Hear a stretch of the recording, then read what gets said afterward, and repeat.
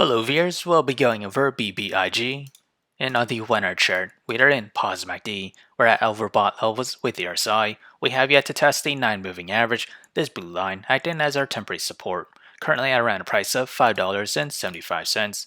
As with the 4 hour chart, we are in positive MACD and at overbought levels with the RSI. For support, that will be right at the 9 moving average, this blue line at a price of $4.01. If we were to test that level, the price movement to the downside is around 27.6%. As with the daily chart, we are about to approach to positive MACD. We're nearing overbought levels with the RSI. Since we're making higher highs and higher lows to find resistance, we do need to see the volume to decrease, as well as the green MACD bars to decrease. But for the meantime, resistance will be, if we extend out to the weekly chart, will be where you have the week of June 7th and around a price of $6.02, and that coincide with the highs of August 23rd as well. If we were to test that temporary resistance, the price movement to the upside is roughly around 11.3%. And thank you for watching.